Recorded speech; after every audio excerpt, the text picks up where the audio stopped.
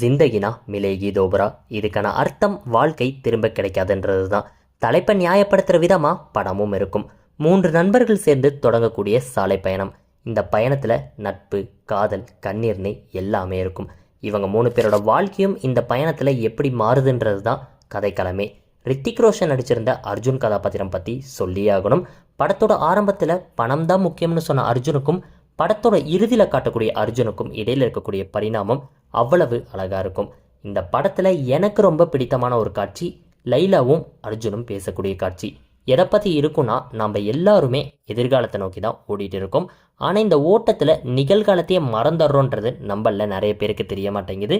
என்னையும் சேர்த்தி தான் சொல்கிறேன். இவ்வளவு பெரிய விஷயத்த இவங்க 2 பேரோட உரையாடலில் ரொம்பவே இயல்பாக காட்டியிருப்பாங்க.